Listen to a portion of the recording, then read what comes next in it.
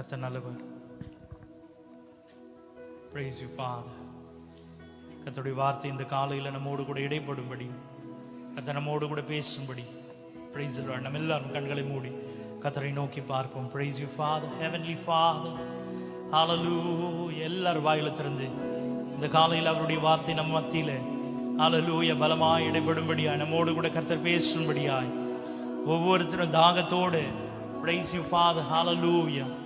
Thank you, Lord. Hallelujah. ஒவ்வொருத்தரும் தாகத்தோட, ஏக்கத்தோட, வாஞ்சையோட கர்த்தரிடத்துல சேர்வோம். ஆண்டவரே நீர் பேசும் அப்பா, நீர் இடைப்படும் ஆவியானவரே.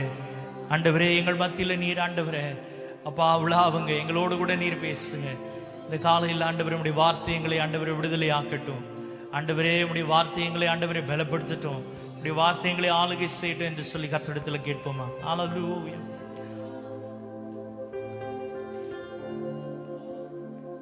உம்மை போல புரிந்து கொள்ள யாருமில்லையே, உம்மை போல அரவணைக்க யாருமில்லையே, உம்மை போல புரிந்து கொள்ள யாருமில்லையே, உம்மை போல அரவணைக்க யாருமில்லையே.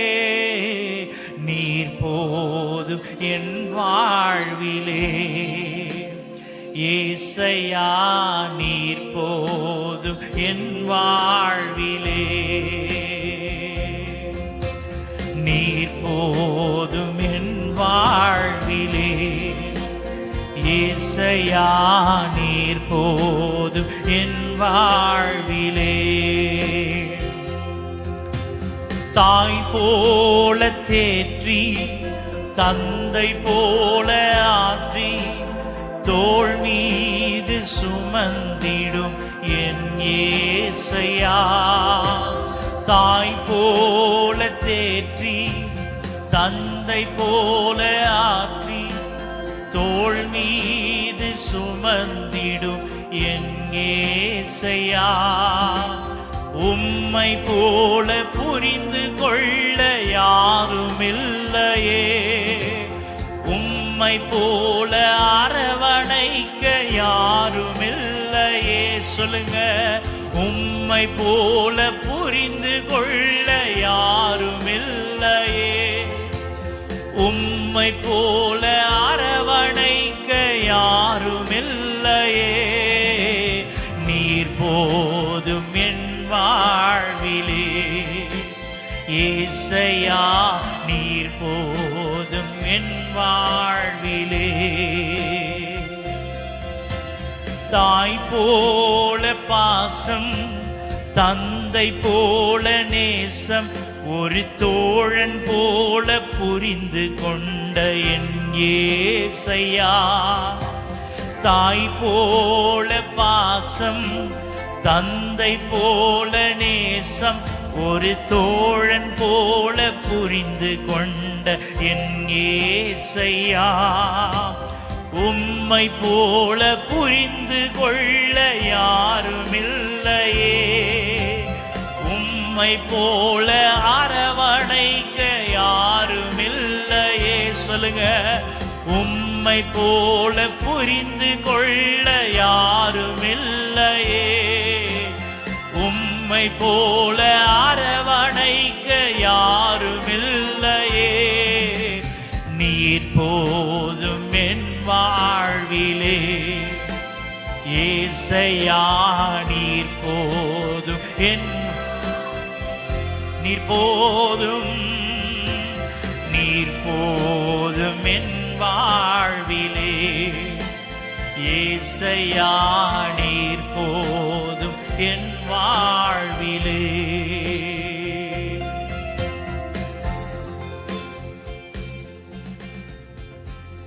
மீட்பர் மூலம் ஜெபம் கேட்கிறோம் நல்ல பிதாவே, ஆமென். ஹல்லேலூயா. Price the Lord. தர்மியான இந்த காலை நேரத்தில் தேவ சமூகத்தில் உங்கள் ஒவ்வொருவரையும் இயேசு கிறிஸ்துவின் நாமத்தினால் நான் வாழ்த்துகிறேன், வரவேற்கிறேன். ஹல்லேலூயா. கர்த்தருடைய வார்த்தைக்கு நேராக நாம் கடந்து செல்லலாம். வாசிங்க. தியானத்துக்கு ஆதாரமாய் பேதுரு எழுதின முதலாம் நிருபம் 2ஆம் அதிகாரம் 2வது வசனத்தை நாம் வாசிக்கலாம். அப்போஸ்தலனாகிய பேதுரு எழுதின பொதுவான முதல் நிருபத்தின் 2ஆம் அதிகாரம் 2வது வசனத்தை நாம் வாசிக்கலாம். மன்னிக்கணும், 3வது வசனம். நீங்கள் வளரும்படி புதிதாய் பிறந்த குழந்தைகளைப் போல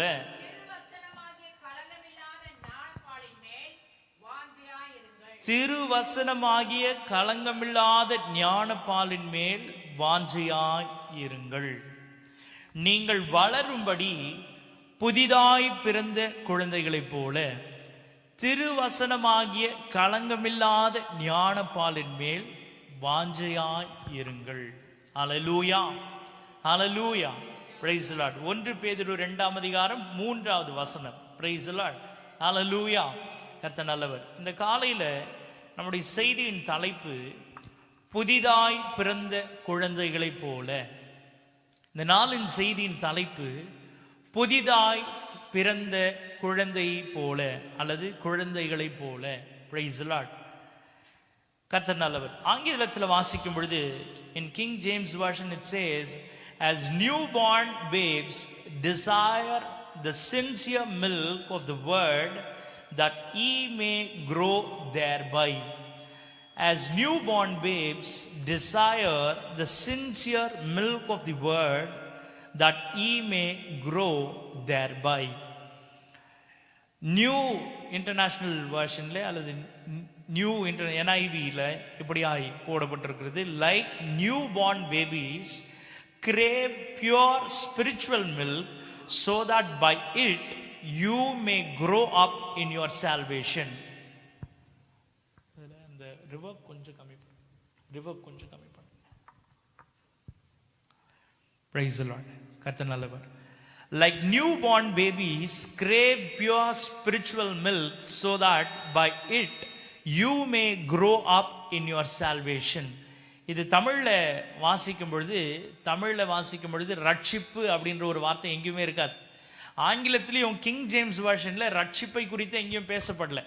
ஆனால் நியூ இன்டர்நேஷனல் வெர்ஷன்ல, இன்டர்நேஷனல் டிரான்ஸ்லேஷன்ல like new born babies crave அப்படின்னா தாகமா இருங்க. Crave pure spiritual milk so that by it அப்படின்னா அந்த ஞானப்பாலின் நிமித்தமாய் you may grow up, நீங்கள் வளர. எதுல வளர்றதுக்குன்னா உங்கள் ரட்சிப்பில் வளர்கிறதற்கு நீங்க என்ன செய்யுங்கன்னா அந்த ஞானப்பாலின் மேல வாஞ்சையாயிருங்கள் என்று போடப்பட்டிருக்கிறது. அல்லேலூயா.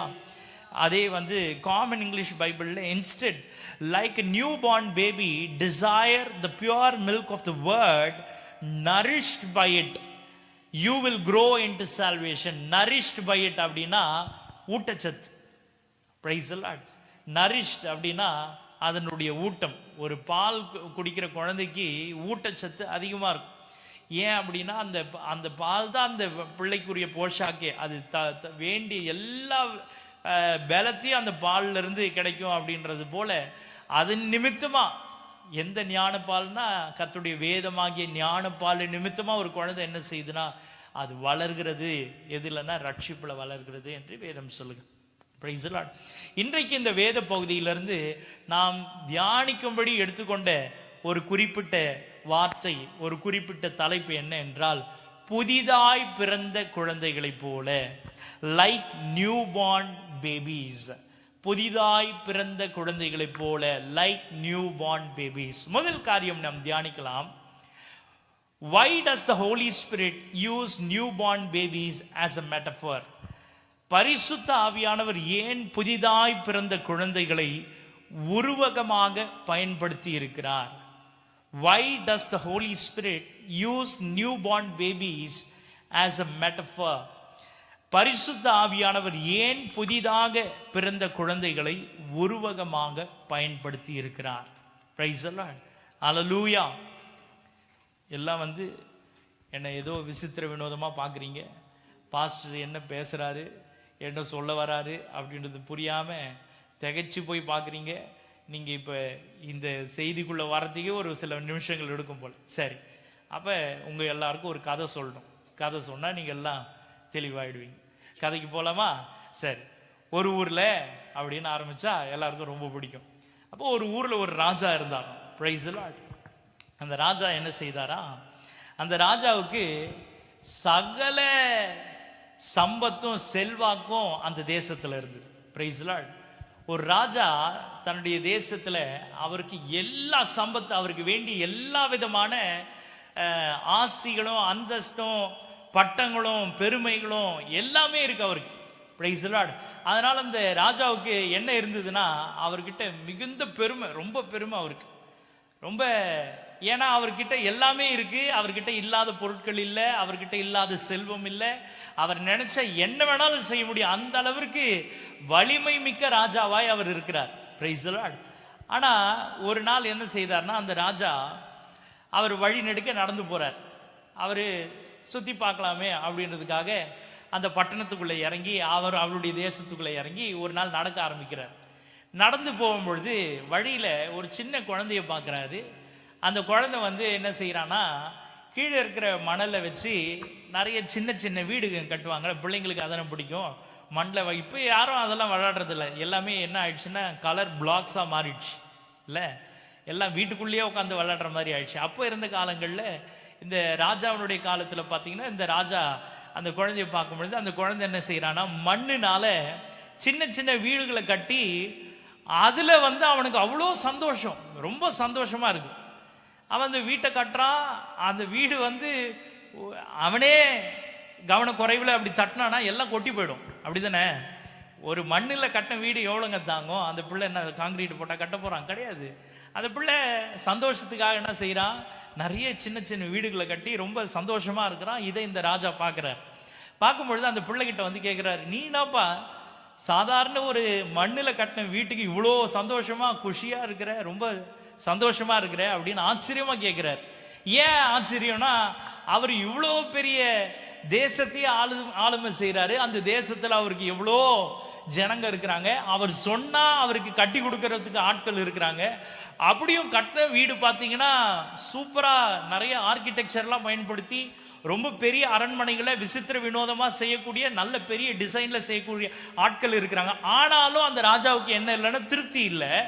ஆனா இந்த சின்ன பிள்ளை அவன் ஒரு சின்ன வீட்டை கட்டிட்டு, அதுவும் மணல்ல வீடை கட்டிட்டு அதுக்கு அவ்வளவு சந்தோஷப்படுறானே அப்படின்னு அவர் ஆச்சரியப்பட்டார். அன்றைக்கு அவர் ஒரு தீர்மானம் எடுத்தாரு, நான் இந்த குழந்தைய போல இருக்கணும்னு ஆசைப்பட்டார். Praise the lord. ஹல்லேலூயா.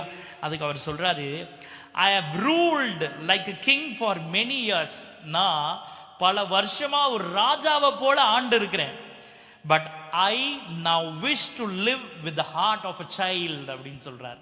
ஆனா இப்போ இந்த குழந்தைய பார்த்த பிறகு நான் எவ்வளவு பெரிய ராஜாவா இருந்தாலும், எவ்வளவு தேசத்துல பெரிய வீடுகளையும் அரண்மனைகளையும் பெரிய ஆஸ்திகளை நான் சம்பாதிச்சாலும், இந்த குழந்தைகிட்ட இருக்கிற சந்தோஷத்தை போல எனக்கு ஒரு சந்தோஷம் என் வாழ்க்கையில இருந்ததே கிடையாது. அதனால நான் இத்தனை வருஷம் ராஜாவா ஆண்டு இருந்தாலும் இன்னைக்கு நான் என்ன தீர்மானம் எடுக்கிறேன்னா, இந்த குழந்தைய போல நான் மாறணும்னு ஆசைப்படுறேன். ஏன் அப்படின்னா, அவங்கிட்ட இருக்கிற அந்த சந்தோஷம் எனக்கு வேணும் அப்படின்றார். Praise the lord.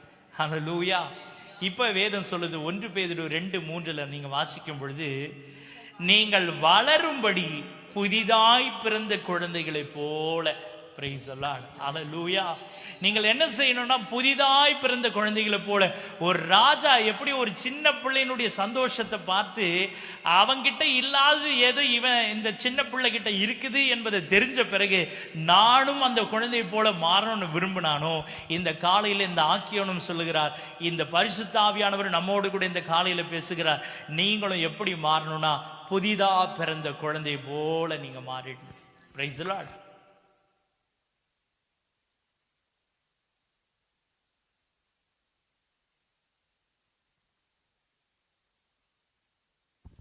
Praise the Lord.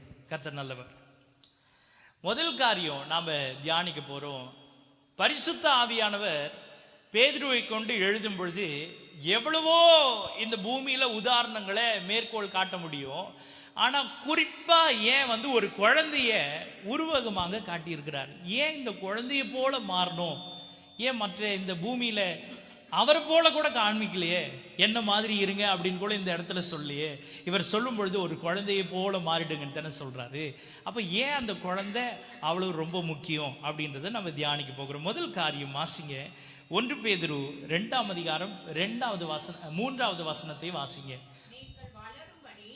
போதும். முதல் வார்த்தை என்ன சொல்லுதுன்னா, நீங்கள் வளரும்படி. பிரைஸ் தி லார்ட், ஹல்லேலூயா. வார்த்தை என்ன சொல்லுதுன்னா, நீங்கள் வளரும்படி. அப்போ முதல் காரியம் என்னன்னா, குழந்தையை ஏன் பரிசுத்த ஆவியானவர் காரணமா இன்றைக்கு உங்களுக்கும் எனக்கும் உதாரணமா காமிச்சிருக்கிறார்னா, ஒரு குழந்தையா இருந்தா அது என்ன செய்யணும், அது வளரும். Price the lord, hallelujah.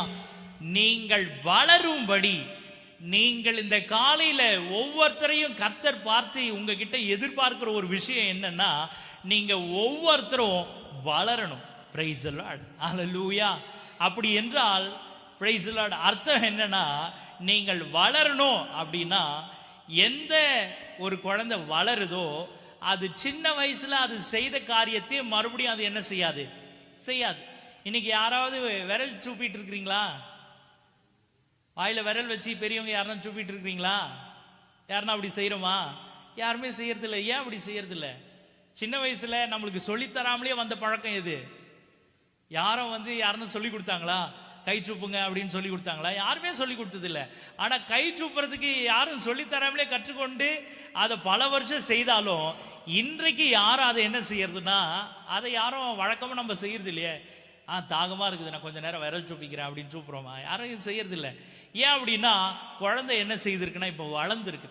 அப்ப சின்னதுல அறியாமல் செய்த ஏதோ காரியத்தை மறுபடியும் செய்யணும்ன்ற எண்ணம் யாருக்கு வராதுன்னா, ஒரு வளர்ந்தவங்களுக்கு வராது. அப்படி என்றால் ஏன் இந்த காலையில ஆவியானவர் இந்த குழந்தையை காமிச்சு நீங்களும் அப்படி போல மாறணும்னு விரும்புறாருன்னா, நீங்கள் செய்த பாவத்தையே மறுபடியும் மறுபடியும் செய்யக்கூடாது என்று கர்த்தர் இந்த காலையில உங்களோட கூட பேச விரும்புகிறார். ஹல்லேலூயா. நீங்க இதுவரைக்கும் வளராத குழந்தைகளா இருப்பீர்கள் என்றால் நீங்க என்ன செய்திருப்பீங்கன்னா, செய்ததையே. யார் இந்த மாதிரி செய்வாங்க? எந்த குழந்தை அப்படி செய்யும்? நாம யாரை சொல்லுவோம்? ஒரு ஸ்பெஷல் சைல்டு, ஒரு ஸ்பெஷல் கிட் தான். அதனுடைய வளர்ச்சி குறைவா இருக்கிறதுனால அது என்ன செய்யும்னா, தான் செய்யறது என்னது என்று தெரியாமலே சின்னதுல என்ன செய்தது அப்படியே செய்யும். சின்னதுல எப்படி அது குதிச்சு விளையாடுச்சோ அதே பெரிய ஆளான பிறகு அப்படியே தான். ஏன்னா அதனுடைய வளர்ச்சி குன்றி போச்சு, அது நின்று போச்சு. அதனால சிறு வயசுல என்ன செய்தாங்களோ அப்படியே இன்னைக்கு வரைக்கும் செய்துட்டு இருந்தா அந்த பிள்ளைய பார்த்து நாம என்ன செய்வோம்? பரிதாபமா பார்ப்போம், இது என்ன பிள்ளை வளரவே இல்லையே. இன்றைக்கு நீங்களும் நானும் ஆவிக்குரியவர்களா இருக்கிற நீங்களும் நானும் கிறிஸ்தவர்களா இருக்கிற நீங்களும் நானும் நாம் செய்த ஒரே தவிர நம்முடைய வாழ்க்கையில மீண்டும் மீண்டும் மீண்டும் மீண்டும் செய்துட்டே இருந்தா நீங்களும் நானும் என்ன செய்யலன்னு அர்த்தம்னா வளரவே இல்லைன்னு அர்த்தம். ஹல்லேலூயா, ஹல்லேலூயா. Then there is a problem in your growth. நீங்கள் வளர்கிறதற்கு ஏதோ ஒரு காரியம் தடையா இருக்குது, ஏதோ ஒரு விஷயம் இன்னும் உங்களுடைய வளர்ச்சியை தடுத்து கொண்டு இருக்குதுன்னு அர்த்தம். ஹல்லேலூயா. இரண்டாவது, மத்தேயு எழுதின சுவிசேஷம் 18ஆம் அதிகாரம் 4வது வசனத்தை வாசிங்க. மத்தேயு எழுதின சுவிசேஷம் 18ஆம் அதிகாரம் 4வது வசனம். ஆகையால் இந்த பிள்ளையை போல தன்னை தாழ்த்துகிறவன் எவனோ அவனே பரலோக ராஜ்யத்தில் எப்படி இருக்கிறானா? பெரியவனா இருக்கிறான். Price the Lord. இன்றைக்கு இருக்கிற பிள்ளைங்க எப்படின்றது எனக்கு தெரியல. ஆனா வேதத்துல இயேசுவானவரே காமிச்சு கொடுத்த ஒரு பிள்ளை என்ன செய்யுதுன்னா, இந்த பிள்ளையை போல ஒருவன் தன்னை தாழ்த்தாவிட்டால், அப்ப குழந்தையினுடைய குணம் என்னன்னா, தன்னை தாழ்த்துறது, தன்னை அர்ப்பணிக்கிறது, தன்னை அடக்கி ஆளுகிறது. குழந்தையினுடைய குணம். ஏன் ஆவியானவர் இந்த காலையில ஒரு குழந்தைய உங்களுக்கு காமிச்சு கொடுத்து இந்த குழந்தைய போல மாறிடுங்கன்னு சொல்றாருன்னா, ஒரு குழந்தை தான் நீங்க சொன்னீங்கன்னா அதுக்கு கீழ்ப்படிய அதுக்கு தெரியும். பிரைஸ் தி லார்ட், ஹல்லேலூயா. ஒரு குழந்தைக்கு தான் தன்னை தாழ்த்தி பெரியவங்களுக்கு எப்படி கீழ்ப்படியணும்ன்றத தன்னை தாழ்த்துகிறது நிமித்தமா காமிச்சு கொடுக்கும். Price the Lord. எந்த குழந்தையும் ஏதாவது ஒரு பெற்றோருக்கு யாராகிலும் ஒருத்தருக்காவது என்ன செய்யணும்? பயப்படும், கீழ்ப்படியும். Price the Lord. ரொம்ப காலமா அம்மாவையே ரொம்ப என்ன செய்வான்? அப்படியே டாச் பண்ணே இருப்பான், ஏமாத்தினே இருப்பான். அப்பா திடீர்னு வந்தாருன்னு வச்சுக்கோங்க அந்த ரூம்குள்ள, அந்த ரூமே நிசப்தமாயிடும். ஏன் அப்படின்னா அந்த குழந்தைக்கு ஒரு பயம். அந்த பயத்தை அம்மா ஒன்றும் சொல்லிலாம் தரல, ஆனா அப்பாவை பார்க்கும் பொழுதே அந்த குழந்தைக்கு ஆட்டோமேட்டிக்கா என்ன வந்துருதுன்னா பயம் வந்துடும். சில இடங்கள்ல பாத்தீங்கன்னா அப்பா ரொம்ப க்ளோஸா இருப்பார், அந்த பிள்ளைக்கு ரொம்ப நண்பன சிநேகிதனை போல ரொம்ப ஜாலியா இருப்பாரு. அதனால அந்த பிள்ளை என்ன செய்யணும், அப்பாவை ஏமாத்திட்டே இருக்கும். ஆனா அம்மா உள்ள வந்த உடனே அந்த பிள்ளை கப்பு சிப்புன்னு அமைதியா போய் உட்காந்துருவாங்க. பார்த்தா அப்பா பிள்ளை மட்டும் உட்காந்துருக்காது, அப்பாவும் கப்பு சிப்புன்னு உட்காந்துட்டு இருப்பார். ஏன்னா அம்மா அந்த மாதிரி. Praise the lord. அப்படியா?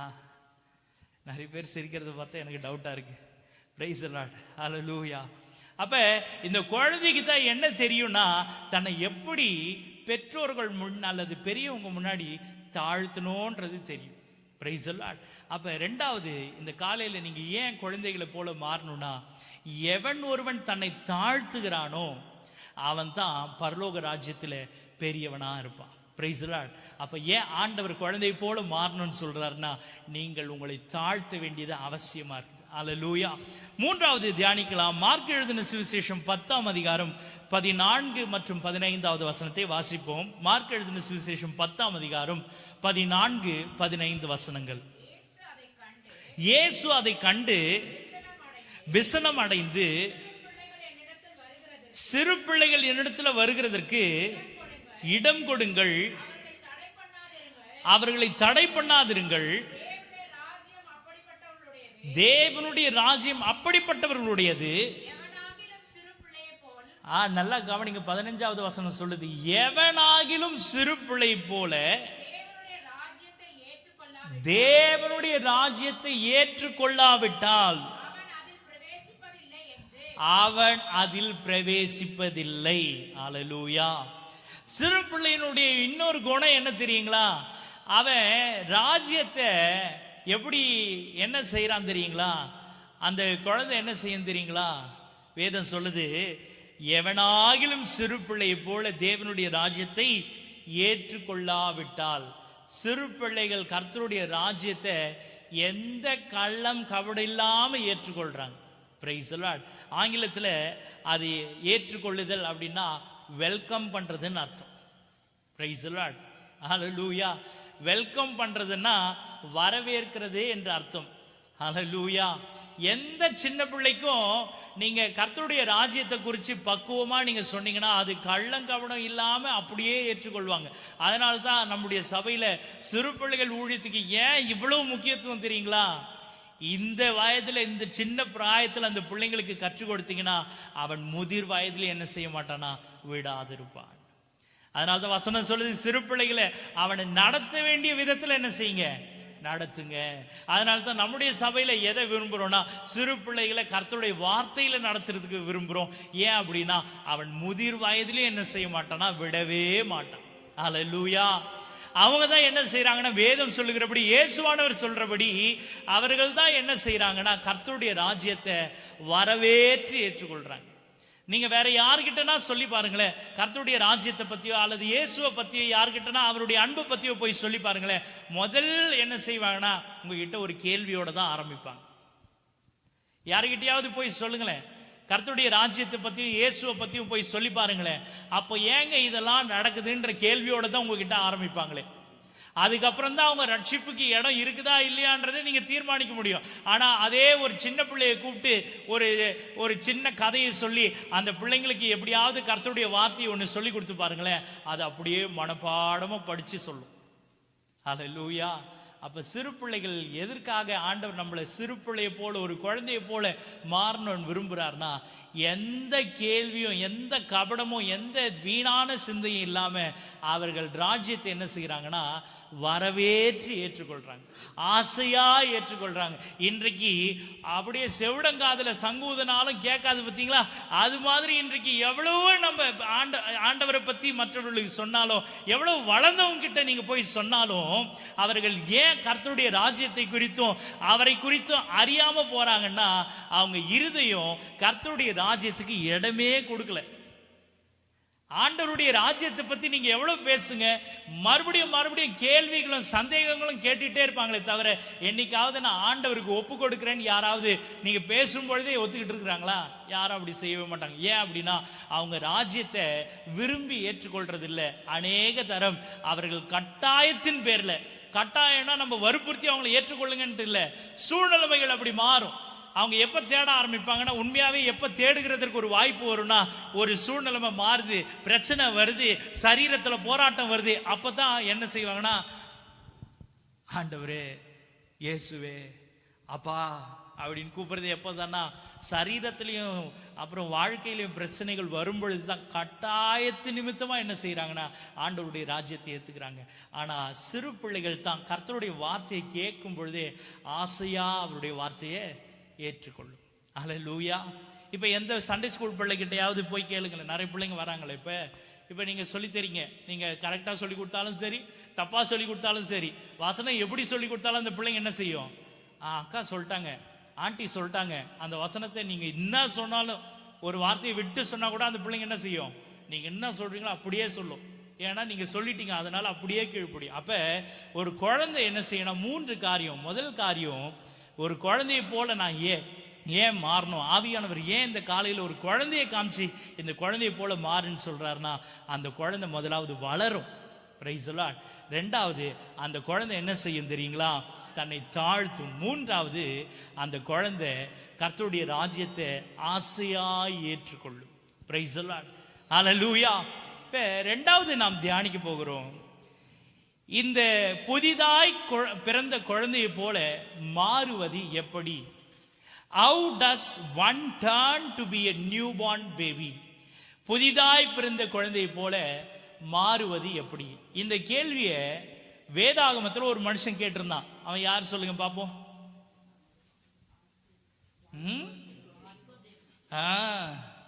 யார் அது?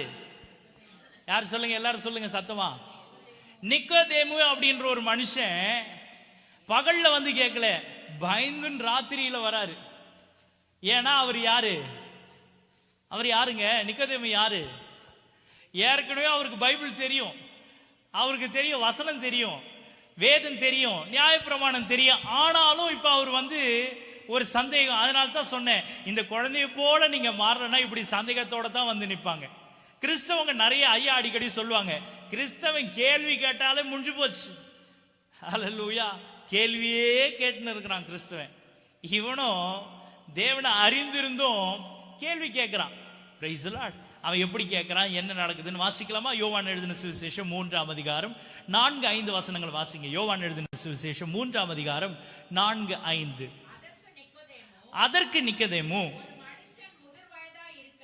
ஒரு மனுஷன் இவ்வளவு பெருசா கடா மாதிரி வளர்ந்து இருக்குது பாருன்றோம் பாத்தீங்களா, அவ்வளவு பெருசா வளர்ந்த பிறகு எப்படி மறுபடியும் பிறக்க முடியும்?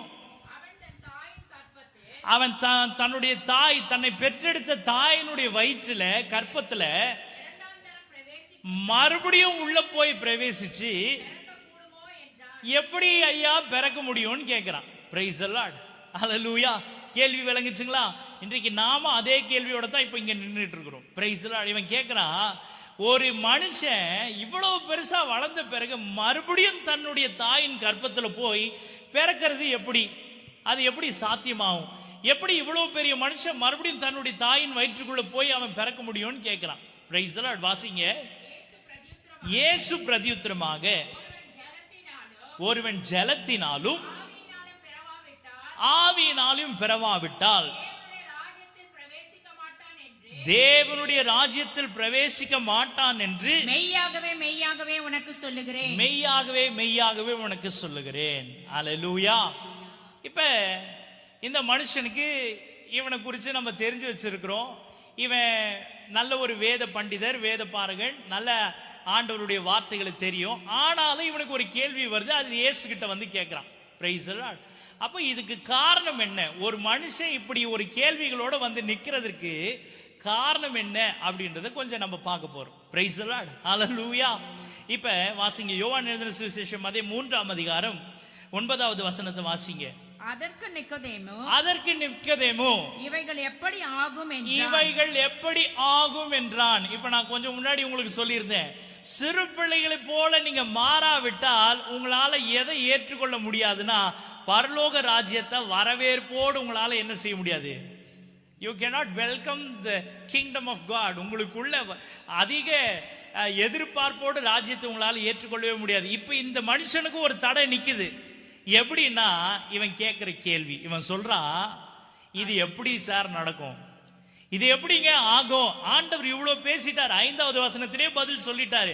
ஆனாலும் 9வது வசனத்துல வாசிக்கும் பொழுது அவன் சொல்றான், ஐயா இது எப்படி ஆகும்? அல்லேலூயா. இவனுக்கு ஏன் இந்த கேள்வி வருது? வாசிக்கலாமா? Praise the Lord.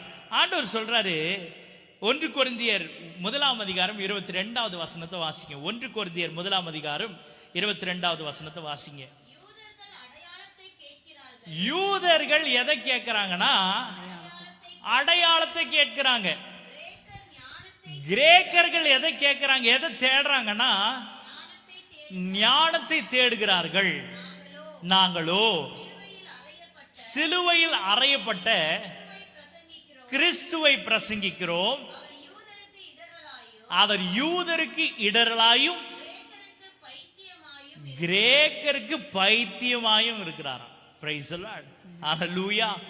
அந்த 1 கொரிந்தியர் 1:22 வசனம் சொல்லுது, யூதர்கள் என்ன செய்யறாங்கன்னா அடையாளத்தை தேடுறாங்க. இப்ப இந்த ஆள் இப்படி ஒரு கேள்வியை கேட்கறதுக்கு காரணம் என்ன தெரியுங்களா?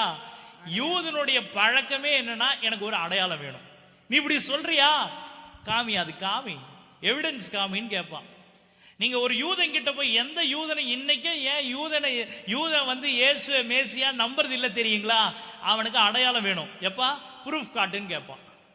அல்லேலூயா. இப்ப எப்படி ஒரு போலீஸ்காரர்கிட்ட, ஐயா என்னப்பா இப்படி வந்துட்ட, லைசன்ஸ் இருக்கா? இருக்குன்னா நம்ப மாட்டான். என்ன சொல்லுவான்? எடுத்து காட்டு.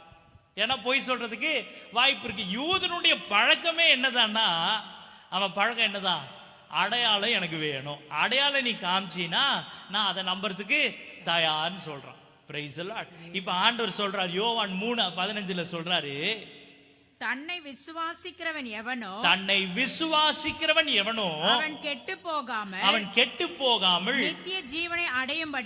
நித்திய ஜீவனை அடையும்படிக்கு உயர்த்தப்பட வேண்டும் அப்படின்னு ஆண்டவர் சொல்றார். அவர் வந்த நோக்கத்தை, அவர் வந்த காரணத்தை இப்ப இந்த யூதனுக்கு சொல்றார். யூதன் அப்பயும் என்ன கேட்கிறான் தெரியுங்களா? என்ன கேட்டிருப்பான்? சொல்லுங்களேன். இப்ப வாசிங்கள 1 கொரிந்தியர் 1:22 அடையாளம் காமிங்க சார். எனக்கு அடையாளம் இல்லாம எதையும் நான் நம்ப மாட்டேன். அதனாலதான் தோமா என்ன பண்ணா, விரல் அதாவது கையில தொட்டு கூட இல்ல, என் விரல் அவர் காயத்துக்கு உள்ள போகணும். இன்னைக்கும் நிறைய பேருக்கு இருக்கிற பிரச்சனை என்ன தெரியுங்களா? இயேசுவை, ஏன் கிறிஸ்தவர்களே கூட இன்றைக்கு அவர்களுக்கு வேண்டிய சுகமோ, அவர்களுக்கு வேண்டிய பதில்களோ, இன்றைக்கு அவர்களுக்கு வேண்டிய தீர்வுகளோ கிடைக்காம இருக்கிறதுக்கு காரணம் என்ன தெரியுங்களா? இன்னும் நீங்களும் யார போல இருக்கிறீங்க? யூதர்களை போல அடையாளம் கேட்கிறீங்க. எனக்கு அடையாளம் கொடு, எனக்கு இதை கொடு, எனக்கு அதை கொடு. எந்த அடையாளமும் இல்லைன்றார் ஆண்டவர். இந்த யூதனை என்ன செய்யறனா, ஆண்டவர் சமூகத்துல வந்து கேள்வி கேட்டு பதில் வாங்கிட்டு போறதுக்காக வரல. வந்ததே எதுக்குன்னா ஒரு அடையாளம். ஏதாவது காமிங்க, ஏதாவது காமிச்சிங்கன்னா நான் ஏற்றுக்கிறேன் அப்படின்றான். ஆண்டவர் சொல்றாரு, நீங்க என்ன செய்ய மாட்டீங்கன்னா என்ன நம்பவே மாட்டீங்க. அதனால தான் வசனம் ஆரம்பிக்கும் பொழுதே 15ஆம் வசனம் துவங்கும் பொழுதே சொல்றாரு, தன்னை விசுவாசிக்கிறவன் எவனோ அவன் கெட்டு போகாமல் நித்திய ஜீவனை அடையும்படிக்கு உயர்த்தப்பட வேண்டும். அல்லேலூயா. இப்ப இன்னைக்கு அநேக பேருக்கு என்ன தெரியுமா கேள்வி?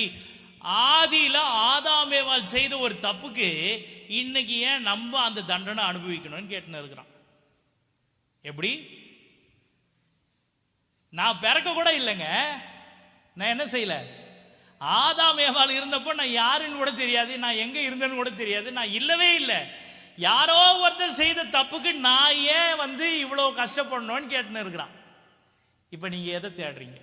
இன்னைக்கு நிறைய பேருக்குள்ள நிறைய கேள்விகள் இன்றைக்கு அப்படிதான் இருக்குது. நான் ஏன் இந்த கஷ்டம் அனுபவிக்கணும்? நான் ஏன் இந்த பாடுபடணும்? நான் ஏன் இவ்வளவு அவமானத்தை அனுபவிக்கணும்? நான் ஏன் தான் எல்லாம் நான் ஏன் எதுக்காக அப்படின்றதே கேள்விதான் இன்றைக்கு ஆண்டவர் பதில் கொடுக்கும்படி உங்களோடு கூட பேசிட்டு இருக்கிறார். ஹல்லேலூயா, ஹல்லேலூயா. யூதன் தேடுகிறது போல நீங்க ஒவ்வொருத்தரும் எதை தேடுறீங்கன்னா, ஒரு அடையாளத்தை காமிக்க மாட்டாரா? ஆண்டவரே வந்து ஒரு அற்புதம் செஞ்சாரா? இது ஆண்டவர் தான் செய்தாரா அப்படின்றதுல ஒரு கேள்வி. ஆண்டவருக்கு கஷ்டப்பட்டு என்ன செய்திருப்பாரு? என் பிள்ளை இவ்வளவு கஷ்டப்படுது, அவனுக்கு அனுப்பி இதோ இதை சாங்ஷன் பண்ணு, இதை அனுப்பி இதை செய் அதை செய்யன்னு அனுப்பி விட்டுருப்பாரு. வாங்கி நல்லா எல்லாம் முடிச்சிருவாங்க. முடிச்சிட்ட பிறகு இது ஆண்டவர் தான் செய்தாரா? கேள்வி. ஆண்டவர் தான் செய்தான்னு சொல்றதுக்கு மனம் இல்லை. யாரோ ஒருத்தவங்க செய்தாங்க, யாரோ ஒருத்தவங்க உதவி பண்ணாங்க, யாரோ இதை பண்ணாங்க. இல்ல, இன்னைக்கு கிறிஸ்தவனுக்கு வாயில வராத ஒரு விஷயம் என்ன தெரியுங்களா? ஆண்டவர் தான் இதுக்கு காரணம் அப்படின்றது சொல்றதுக்கு இடமே இல்லை. யாருக்கு? கிறிஸ்தவனுக்கு. ஏன்னா கிறிஸ்தவன் எதை தேடுறானா? அடையாளத்தை தேடிக்கிட்டு இருக்கிறான். ஒரு யூதனை போல இன்றைக்கும் கிறிஸ்தவர்களுக்கு எது அவசியமா இருக்குதுன்னா, அடையாளம் ரொம்ப முக்கியமா இருக்குது. அடையாளம் இல்லைன்னா அவனால் நம்பவே முடியல. நீங்க விசுவாசிக்கா விட்டால் மற்றவங்க உங்களை பார்த்து எப்படி கிறிஸ்துவ விசுவாசிப்பாங்கன்றதை சிந்திச்சுப்பார் சபையே. ஹல்லேலூயா. நீங்களே கர்த்தரை அறியாவிட்டால் இன்றைக்கு மற்றவர்களை எப்படி கர்த்தரை அறிய பண்ணும் அறிவே நீங்க அவங்களுக்கு போதிக்க முடியும். Praise the lord. ஹல்லேலூயா. வேகமா கடந்து போறேன். அதற்கு அடையாளம் யோவான் எழுதின சுவிசேஷம் 3ஆம் அதிகாரம் 14வது வசனத்தை ஆண்டவர் இப்ப காமிச்சு கொடுக்கிறார். இப்ப அவன் அடையாளம் தானே கேட்கிறான். இப்ப அந்த அடையாளத்தை காண்பிக்கிறார். சர்ப்பமானது மோசேயினால் வனாந்திரத்திலே உயர்த்தப்பட்டது போல மனுஷகுமாரனும் தன்னை விசுவாசிக்கிறவன் எவனும் அவன் கெட்டு போகாமல் நித்திய ஜீவனை அடையும்படிக்கு உயர்த்தப்பட வேண்டும். இப்ப அவருக்கு புரியல. 15ஆம் வசனம் சொல்லும் பொழுது அவருக்கு என்ன செய்யல? புரியல. என்ன விசுவாசா அவன் கெட்டு போகாம அவன் உயர்த்தப்படும் பொழுது, நான் உயர்த்தப்படும் பொழுது அவன் ரட்சிக்கப்படுவான், அவனுக்கு நித்திய ஜீவன் உண்டாகும் அப்படின்னு சொன்னா நம்ப முடியல. இயேசுவானவர் இந்த பூமியில ஒரு மனுஷன், ஒரு தெய்வம் ஒரு மனுஷனா இந்த பூமியில பிறந்து நாம் எல்லாருடைய பாவங்களுக்காகவும் மரித்தார் என்பதை சொன்னா உலகம் ஏற்றுக்கொள்ள முடியல. கேள்வி கேட்கிறான். எதுக்கு கேள்வி கேட்கிறானா? அவனுக்கு அடையாளம் தேவை. அவன் அடையாளத்தை எதிர்பார்க்கிறான். எப்படி ஒரு மனுஷனுடைய ரத்தம், ஒரு மனுஷனுடைய மன்னிப்பு, ஒரு மனுஷனுடைய மீட்பு, ஒரு மனுஷன் செய்த தியாகம் எப்படி என்ன குணமாக்க முடியும், எப்படி என்ன ரட்சிக்க முடியும், எப்படி என்ன காப்பாற்ற முடியும்? கேள்வியிலேயே நிக்குது. Price the Lord. அதனால்தான் அந்த வேத பாரனுக்கு ஆண்டவர் ஒரு அடையாளத்தை காமிச்சார். எப்பா நீ எதுல எதிர்பார்க்கிறிய அதுலயே உனக்கு பதில் சொல்றேன். இப்ப வாசிங்க என்னாகமம் 21:5 வாசிங்க. என்னாகமம் 21:5. அவன் படிச்சிருக்கிறத அவனுக்கே ஆண்டவர் காமிச்சு கொடுத்தார். ஜனங்கள் தேவனுக்கும் மோசேக்கும் விரோதமாக பேசி நாங்கள் வனாந்திரத்திலே சாகும்படி நீங்கள் எங்களை எகிப்து தேசத்திலிருந்து வர பண்ணினது என்ன? இங்கே அப்பமும் இல்லை தண்ணீரும் இல்லை. இந்த அற்பமான உணவு எங்கள் மனதுக்கு வெறுப்பா இருக்கிறது. இது எங்களுக்கு வெறுப்பா இருக்கு. இதே கேட்டு இருக்கிறது எங்களுக்கு எப்படி இருக்குது? வெறுப்பா இருக்குது அப்படின்னு சொல்லி இஸ்ரவேல் ஜனங்க மோசேக்கும் ஆண்டவருக்கு விரோதமா முறுமுறுக்கிறாங்க. Price the lord. ஹல்லேலூயா. இப்ப 8ஆம் வசனத்துல இருந்து வாசிங்க. அப்பொழுது கர்த்தர் மோசேயை நோக்கி நீ ஒரு கொள்ளிவாய் சர்ப்பத்தின் உருவத்தை செய்து, நீ என்ன செய்யினா கொள்ளிவாய் சர்ப்பத்தை என்ன செய்? உருவத்தை செய்து அதை ஒரு கம்பத்தின் மேல் தூக்கி வை. இது எப்ப நடந்ததுன்னா 6வது வசனம் வாசிங்க. அப்பொழுது கர்த்தர் கொள்ளிவாய் சர்ப்பங்களை, இவங்க இப்படி ஆண்டவருக்கு விரோதமா முறுமுறுத்துனே இருந்ததை ஆண்டவர் பார்த்தாரு. இவங்க கேள்வி கேட்டுனே இருக்கிறத ஆண்டவர் பார்த்தாரு. ஆண்டவர் என்ன செஞ்சார்னா கொள்ளிவாய் சர்ப்பத்தை வனாந்தரத்துல விட்டார். அதுவும் எப்படின்னா ஜனங்களுக்குள்ளே விட்டார். ஜனங்களுக்குள்ளே அனுப்பினார். அவைகள் ஜனங்களை கடித்ததினால் அவங்க அந்த கொள்ளிவாய் சர்ப்பம் என்ன பண்ணுச்சுன்னா ஜனங்கள் எல்லாம் கடிச்சது. இஸ்ரவேலருக்குள்ளே அநேக ஜனங்கள் செத்தார்கள். நிறைய பேர் என்னவோ ஆயிட்டான், செத்தும் போயிட்டான். இப்ப 7வது வசனம் சொல்லுது, அதனால் ஜனங்கள் மோசேயினிடத்தில் ஜனங்க இப்ப என்ன வந்துருச்சு? இப்பதான் என்ன வருது அவனுக்கு? இப்ப கொஞ்சம் முன்னாடி உங்களுக்கு என்ன சொன்னேன்? ஆண்டவர் இலவசமா கொடுத்தார். எதை கொடுத்தாருன்னா தேவதூதனுக்கு கூட அங்க பஞ்சத்தை வச்சுட்டு இங்க இவனுக்கு கொடுத்தார். நன்றி கெட்டவனுக்கு இவனுக்கு கொடுத்தார், மனுஷனுக்கு கொடுத்தார். தேவதூதனுக்கு கொடுக்க வேண்டியதை ஆண்டவர் அவனுக்கு கூட கொடுக்காம இங்க இவனுக்கு மனுஷனுக்கு சாதாரண மண்ணிலிருந்து எடுக்கப்பட்டவனுக்கு மண்ணா கொடுத்தார். இவன் என்ன செய்தான், இந்த மண்ணா எனக்கு எப்படி இருக்குதுன்னா வெறுப்பா இருக்குதுன்னா. அப்படித்தானே சொன்னான், வெறுப்பா இருக்குது அப்படின்னா. இப்ப ஆண்டவர் பார்த்தாரு, இவன் என்னடா எப்ப பார்த்தாலும் நான் என்ன செஞ்சாலும் ஏதாவது ஒண்ணு சொல்லினே இருக்கிறான், இவனுக்குள்ள நான் என்ன அனுப்புறேன்னாருன்னா கொள்ளிவாய் சர்பத்தை அனுப்புனார். அது எல்லாத்தையும் கடிச்சது, எல்லாரையும் போட்டு கடிச்சது. கடிச்ச உடனே எல்லாரும் செத்தும் போனாங்க. அமைதியா இருந்திருந்தா ஆண்டவர் என்ன செய்திருந்திருப்பாரு, 40 வருஷம் சுத்தின இடத்த 40 நாள்ல கொண்டு போய் சேர்த்திருந்திருப்பாரு. இவன் புலம்பியே ஆண்டவரை வெறுப்பேத்தி என்ன செய்தானா, ஆண்டவரை முறுமுறுத்தே கர்த்தருக்கு கோபம் மூட்டினா.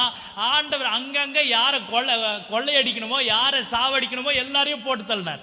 பிரைஸ் தி லார்ட், ஹல்லேலூயா. அப்பப்ப அவனுக்கு புத்தி வரும். ஒவ்வொரு முறையும் ஆண்டவரை மறுதளிக்கும் பொழுது புத்தி போயிடும், ஆண்டவர் ஒரு தண்டனையை கொடுக்கும் பொழுது புத்தி வரும்.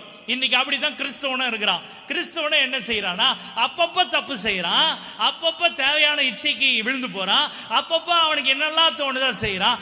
ஆண்டவர் ஒரு தண்டனையை கொடுக்கும் பொழுது ஆண்டவர் ஏன் வந்து ஆண்டவர் சமூகத்தில் விழுந்து உபவாசம் போடுறது, ஆண்டவர்கிட்ட ஜெபம் பண்றது, அப்படியே தலைகீழ நிக்கிறது, என்னென்னமோ சாகசம் செய்யறான். எப்போனா ஆண்டவர் தண்டனை அனுப்பும் பொழுது. ஹல்லேலூயா. இப்ப ஆண்டவர் இதை யாருக்கு காமிச்சு கொடுக்கிறார்னா, நிக்கோதேமுக்கு காமிச்சு கொடுக்கிறார். ஏன் அப்படின்னா அவன் அடையாளம் கேட்கிறான். ஆண்டவரே நீங்க சொல்றதுக்கு அடையாளம் என்னன்னு கேட்கிறான். ஆண்டவர், அப்பா நீங்க எதை நம்புறீங்க, மோசேனுடைய நியாய பிரமாணத்தை நம்புறீங்க, மோசே செய்த விஷயத்தை உனக்கு சொல்றேன் பாரு அப்படின்னு சொல்லி, இந்த மாதிரி வனாந்தரத்தில் இப்படி எல்லாம் எனக்கு விரோதமா பாவம் செஞ்சாங்க. அவங்க பாவம் செஞ்சதுக்கு ஒரு மீட்பு என்னன்னா, ஒரு ரட்சிப்பு எங்க இருந்து வந்ததுன்னா, கொள்ளிவாய் சர்பத்தை ஒரு உருவமா செஞ்சு அந்த வெண்கல சிலையை மேல உயர்த்தி வைக்கும் பொழுது அதை பார்த்த எல்லாரும் என்ன செய்தாங்கன்னா, என்ன ஆனாங்க, நோக்கி பார்த்தவன் பிழைப்பான் என்றார். இது எப்படிங்க ஆகும்? இப்ப ஒரு பாம்பு கடிச்சதுன்னா நீங்க என்ன செய்வீங்க? பாம்பு கடிச்சா என்ன செய்வோம்? முதல் ஃபர்ஸ்ட் எய்ட் என்னதான் செய்யணும், அந்த விஷம் ரத்தத்துல பரவாதபடி அந்த கடிச்ச இடத்துல இருந்து ஒரு சில கேப், கொஞ்சம் கேப் விட்டு, ஒரு சில இன்ச்சஸ் கேப் விட்டு அங்க என்ன செய்வாங்க, இறுக்கமா ஒரு துணியோ கயிறை வச்சு கட்டுவாங்க. கட்டிட்டு உடனடியா என்ன செய்யணும், அதுக்கு மருத்துவம் செய்யணும். சரியா இல்லையா? இப்படித்தானே விஷத்துக்கு நிவாரணம். எப்படி ஒரு பாம்பு கடிச்சதுன்னா அதுக்கு பதில் எப்படி என்ன செய்யணும்? ஒரு பாம்பு தன்னை கடிச்சதுன்னா அதுக்கு செய்ய வேண்டிய ரெமிடி, அதுக்கு செய்ய வேண்டிய சில விமோச்சனங்கள்லாம் செய்யணும். எதுல செய்யணும்? யார் உடம்புல அது கடிச்சதோ அவங்க தான் அதை செய்யணும், அவங்களுக்கு யாராவது வந்து செய்து விடணும். ஆனா இங்க ஒரு வித்தியாசமா ஒரு விஷயம் நடக்குது. என்ன நடக்குதுன்னா, பாம்பு கடிச்ச ஒவ்வொருத்தரும் என்ன செய்யணும்னா, மேல மலையில ஏத்தப்படுற பாம்புனுடைய சிலையை பார்த்தா அவனுக்கு என்ன வந்துடும், என்ன வந்துடும், விஷம் உடம்புல ஏறாது. அவன் என்ன ஆயிடுவான், பேசுறான். இது எங்கன்னா நடக்குமா? இது எங்கன்னா நடக்குமா? நடக்குமா? அட சொல்லுங்களேன், நடக்குமா நடக்காதா? Medically not proven. இது வாய்ப்பு கிடையாது. இப்ப நிக்கோதேமுவை பார்த்து ஆண்டவர் கேட்பார், என்ன கேட்பார்னா, எப்பா மோசே செய்தப்போ நீ நம்பன, என்ன நம்பன, பாம்பு கடிச்சா உடம்புல விஷம் ஏறாம இருக்கிறதுக்கு அவன் எதை பார்க்கணும்னா, கொள்ளிவாய் சர்பத்தினுடைய உருவத்தை மேல சிலையா செஞ்சு இருக்கிறத பார்த்தா இவன் என்ன செய்வானா, பிழைப்பான், அவன் உடம்புல விஷம் ஏறாது, அவன் சாக மாட்டான். நீ அதை நம்புற. இன்னைக்கு நான் சொல்றேன், நீ அப்படி கூட செய்ய வேண்டாம். இன்றைக்கு சிலுவையில ஏற்றப்பட்ட எண்ணெய் நீ பார்த்தீனா நித்திய ஜீவன் உனக்கு உண்டாகும்னு சொல்ற. அதை நம்ப முடியல. ஓ புரியல, புரியாது, அவனுக்கும் புரியல, நிக்கோதேமுக்கும் புரியல. அவன் அடையாளம் கேட்கிறான், எப்பா அடையாளம் காமின்றான். நீ பட்ச அடையாளம் தாண்டா, மோசே எழுதின அடையாளம் தாண்டா, அவன் நியாய பிரமாணத்தில் எழுதி வச்சதாண்டா, முன்ன உங்க சரித்திரத்தில் நடந்தது தாண்டா. உன் முற்பிதாக்கள், ஓ தேவனே, இஸ்ரவேலர் தேவனே, அந்த வனாந்திரத்தில் தூஷிச்சு ஆண்டவர் செய்த எல்லாத்தையும் மறுதளிக்கும் பொழுது, ஆண்டவர் கொள்ளிவாய் சர்பத்தை அனுப்பி ஒவ்வொருத்தனையும் சாக அடிக்கும் பொழுது, அவங்க பாவம் செய்யும் பொழுது, அவர்களுக்கு தண்டனையை கொடுக்கும் பொழுது, அவர்களுக்கு மீட்பு உண்டாகும்படி மேலே ஏறெடுத்து பார்க்கணும்னு சொன்னப்ப அன்னைக்கு நம்பினேன். இன்னைக்கு நான் சொல்றேன், அதே ரட்சிப்பு, நீ செய்த பாவத்துக்கு விமோச்சனம், இன்றைக்கு சிலுவையில தூக்கப்பட்ட அந்த இயேசுவை நீ நோக்கி பார்த்தீனா உனக்கு நித்திய ஜீவன் உண்டாகும். உனக்கு வேற எந்த பரிகாரமும் தேவையில்லை, வேற எந்த நஷ்டம் நீ கொடுக்க வேண்டிய அவசியம் இல்லை, வேற எந்த விதமான பூஜைகளை செய்ய வேண்டிய அவசியம் இல்லை. நீ செய்ய வேண்டியதெல்லாம் அவரை நோக்கி பார்த்தீனா, அவரை நோக்கி பார்த்தா மாத்திரம் போதும் உனக்கு நித்திய ஜீவன் உண்டாகும் சொன்னா நம்புறதுக்கு ஆயத்தமா இல்லாம அவர்கிட்ட போய் அடையாளம் கேட்கிறியப்பா, அடையாளம் கேட்கிறியே. யார் கேட்கிறான்னா கிறிஸ்தவன் கேட்கிறாங்க. கிறிஸ்தவன் கேட்கிறான். காலகாலமா பிறந்ததுல இருந்து கிறிஸ்தவனா இருந்து கிறிஸ்தவனா வேதத்தை வாசி இன்றைக்கு கிறிஸ்தவனாவே வாழ்ந்துட்டு இருக்கிற சபைக்கு போய் வருகிற கிறிஸ்தவ விசுவாசி கேட்கிறான், அது எப்படி நடக்கும், அது எப்படி ஆகும்? ஓ, கிறிஸ்தவன் தான் எதை தேடி ஓடுறானா, இது இங்க போனா அது நடக்கும், அங்க போனா இது நடக்கும், இங்க போய் இப்படி ஜெபம் பண்ணா அப்படி நடக்கும், அப்படி ஜெபம் பண்ணா அப்படி நடக்கும். ஆண்டவர் சொல்றாரு, நீ இருக்கிற இடத்துல முட்டிய போட்டு என்ன நோக்கி பார்த்தீனா வராது, விசுவாசிக்க முடியாது. நீ அடையாளம் தேடி ஓடினே இருக்கிற, எனக்கு இதை காமி இதை காமி அதை காமி இதை காமி, இன்னும் கிறிஸ்தவ அடையாளம் தேடுறான். ஆண்டவர் சொல்றார், நீ இருக்கிற இடத்துல என்ன நோக்கி பாருப்பா, என்ன நோக்கி பாரு. வசனம் மட்டும் நல்லா தெளிவா சொல்றோம், என்னை நோக்கி பார்த்த முகங்கள் பிரகாசம் அடைந்தது, அவைகள் வெட்கப்படல அப்படின்னு சொல்றோமே. என்னைக்காவது உங்க பிரச்சனையின் நாள்ல, உங்க போராட்டத்தின் நாள்ல, உங்க கஷ்டத்தின் நாட்கள்ல அந்த தேவாதி தேவனை, உங்களையும் என்னையும் உண்டாக்கினவரை, உங்களுக்கு எனக்கும் ரட்சிப்பும் மீட்பும் அருளின தேவனை நோக்கி பார்த்தது உண்டா? தேவ ஜனமே, உங்களுக்காய் ரத்தம் சிந்தின அந்த தெய்வத்தை நோக்கி பார்த்தது உண்டா? என்னைக்காவது கர்த்தரை நோக்கி பார்த்தது உண்டா? கிடையவே கிடையாது. எனக்காக யார் ஜெபம் பண்ணுவா? எனக்காக யார் ஜெபம் பண்ணுவா? எங்க அப்பா ஜெபம் பண்ணுவார். எனக்காக யார் ஜெபம் பண்ணுவா? எங்க அம்மா ஜெபம் பண்ணுவாங்க. எனக்காக எங்க தாத்தா ஜெபம் பண்ணுவார், எங்க பாட்டி ஜெபம் பண்ணுவாங்க. ஆண்டவர் கேட்கிற, நீ என்னப்பா பண்ற? நீ என்ன பண்ற? நீ என்னைக்காவது முட்டி போட்டு ஜெபம் பண்ணி இருக்கிறியா? நீ என்னைக்காவது உட்காந்து என் வேதத்தை வாசிச்சிருக்கிறியா? நீ என்னைக்காவது உட்காந்து இது ஆண்டவரால மாத்திரம்தான் முடியும், ஆண்டவரால மாத்திரமே முடியும் என்னைக்காவது நம்பி இருக்கிறியா? யோசிச்சிருக்கிறியா? ஆண்டவர் நிக்கதேமுவை புரிய வைக்கிறதுக்காக பழையதை காண்பித்து கொடுக்கிறாரு. அப்பையும் அவனால என்ன செய்ய முடியலனா, நம்ப முடியலங்க, நம்ப முடியல. அன்றைக்கு மோசே தன்னுடைய முற்பிதாக்கள் அப்படி செய்து, ஏன்னா காலில் எது கட்சிச்சு? பாம்பு. இன்னைக்கு ஒவ்வொருத்தனையும் பாம்பு போட்டா தான் என்ன எது வரும்? புத்தி வரும். இப்ப நீங்க என்ன சொன்னாலும் என்ன பண்ணுவான்? செய்வான். மற்றவன் அது இப்போ இன்னொருத்தர், எப்பா நான் ஆண்டவர் ஏற்றுக்கிட்டேன், ஆண்டவர் ஏற்றுக்கிட்டதுனால எனக்கு இப்படியெல்லாம் கர்த்தர் என்னை இப்படியெல்லாம் நடத்துறாருன்னு சொன்னீங்கன்னா நம்ப மாட்டான். அவனுக்கு என்ன செய்யணும்னா, கொள்ளிவாய் சர்மம் வந்து காலையே 4 போடணும். 4 போட்டா தான் அவன் என்ன செய்வானா, இப்ப பாரு ஆண்டவரை பாருன்னா, ஐயோ ஆண்டவரே. அதான் ஒரு ஊழியக்காரர் சொன்னாரு. என்ன சொன்னார்னா, காலையில எழுந்து சபைக்கு வாடானா வரமாட்டான், காலையில எழுந்து ஜெபம் பண்றானா ஜெபம் பண்ண மாட்டான். அவன் வாசல்ல ஒண்ணு இல்ல, ஒரு 5 ரூபாய்க்கு எலுமிச்சம்பழத்தையும் ஒரு 5 ரூபாய்க்கு ஒரு 10 ரூபாய்க்கு பச்சை மிளகாயும் வாங்கி எடுத்துட்டு போய் வாசல்ல போடு, கொஞ்சம் உப்பை போட்டு வந்து பாரு. காலையில திறக்கும் போது அல்லேலூயான்னு ஜெபம் பண்ண ஆரம்பிப்பான். என்னது என்னது? ஆமா, ஒன்னும் இல்லைங்க. ஒரு 5 ரூபாய் எலுமிச்சம்பழத்துக்கும் ஒரு 50 கிராம் பச்சை மிளகாக்கு இருக்கிற மதிப்பு கூட யாருக்கு இருக்க மாட்டேங்குது? இன்னைக்கு யாருக்கு இல்லை? ஆண்டவருக்கு இல்லைங்க, ஆண்டவருக்கு இருக்க மாட்டேங்குது. எவனோ வந்து சொல்றான், இதை செய்டா அதை செய்தாடா, அதை நம்புறதுக்கு நம்ம ஆளுங்க ஆயத்தமா இருக்கிறாங்க. இந்த நிக்கோதேமுவும் இன்றைக்கு அவன் முற்பிதாக்கள் செய்தாங்கடா அப்படின்னா நம்புறதுக்கு ரெடியா இருந்தான். எப்ப உன் முன்னாடி உட்கார்ந்து உன்கிட்ட பேசுகிறது நான் தான் சொல்றாரு, அதை நம்புறதுக்கு நிக்கோதேமுவால முடியலையே, முடியலையே. அப்ப புதிதாய் பிறந்த குழந்தைய போல எப்படி மாற முடியும்? வாசிங்க அதே 3ஆம் அதிகாரம் 5வது வசனம். ஆண்டவர் பதில் அங்கேயே வச்சிட்டார். இயேசு பிரதியுத்தரமாக, ஒருவன் ஜலத்தினாலும் ஆவியினாலும் பிறவாவிட்டால் எப்படி எப்படி எப்படி பிறக்க முடியும்? எப்படி பிறக்கணும்? ஒருவன் ஜலத்தினாலும் ஆவியினாலும் பிறக்கலனா தேவனுடைய ராஜ்யத்தில் பிரவேசிக்க மாட்டான் என்று மெய்யாகவே மெய்யாகவே உனக்கு சொல்லுகிறேன். ஆமா, ஆண்டவர் சொன்னாரு, உனக்கு நீ இவ்வளவு கேள்வி கேட்கிற. என்ன கேள்வி கேட்கிற? ஒருத்தன் எப்படி இவ்வளவு பெருசா வளர்ந்த பிறகு ஒரு தாயினுடைய வயிற்றுல போயிட்டு மறுபடியும் பிறக்கிறது எப்படி எப்படி இதெல்லாம் நடக்கும்னு கேட்கிறான். ஆண்டவர் சிம்பிளா பதில் சொல்றாரு, நீ திரும்பி உங்க அம்மா வயிற்றுக்குள்ள போக வேண்டிய அவசியம் இல்லை. நீ செத்து இப்ப என்ன சொல்றாங்க? மறு ஜென்மமா? என்ன ஜென்மம்? இருக்கிற இந்த ஜென்மத்தையே சமாளிக்க முடியல, மறு ஜென்மமா? ஆண்டவர் சொன்னார், அதெல்லாம் வேணாப்பா, நீ அதெல்லாம் செய்ய வேண்டிய அவசியமே இல்லை. ரொம்ப சிம்பிள் ஆகிட்டார். நீ ஒரு குழந்தைய போல மாறணும்னா நீ செய்ய வேண்டியதெல்லாம் ஒண்ணுதான். நீ செய்யறதெல்லாம் ஒண்ணுதான். நீ எப்படி பிறக்கணும்னா, ஒண்ணு ஜலத்துல பிறந்துரு, தண்ணீர்ல மூழ்கி எழுந்துரு, ஜலத்துல பிறந்துரு. ரெண்டாவது எதுல பிறந்துரு? பிறந்திருக்கிறீங்களா? எத்தனை பேர் ஜலத்துல பிறந்தீங்க? கை தூக்குங்க பார்க்கலாம். ஜலத்துல பிறந்தவங்கள கை தூக்குங்க. புரியலையா? தண்ணியில மூழ்கி எழுந்தவங்கள கை தூக்குங்க. எல்லாரும் மூழ்கி எழுந்துட்டீங்களே, சரி. இன்னும் தண்ணியிலேயே முழுகலன்றவங்க கை தூக்குங்க பார்க்கலாம். என்ன தூக்க மாட்டீங்க? 10ஆம் கிளாஸுக்கு மேல இருக்கிறவங்க எல்லாம் சொல்றேன், 10ஆவதுல இருந்து மேல இருக்கிறவங்க சொல்றேன், தண்ணியில மூழ்கி எழுந்தீங்களா? மூழ்கி எழுந்துக்கலாம் கை தூக்கணும் எல்லாரும். எனக்கு தெரியும், அப்புறம் பேர் சொல்லி கை தூக்குன்றுவேன். தம்பி நீங்க வேண்டாம், நீங்க இன்னும் வயசு இருக்குது, பொறுமையா நம்ம மூழ்கி எழுந்துக்கலாம். டைம் இருக்குது, ஆண்டவர் கொடுத்துருக்கிறார்.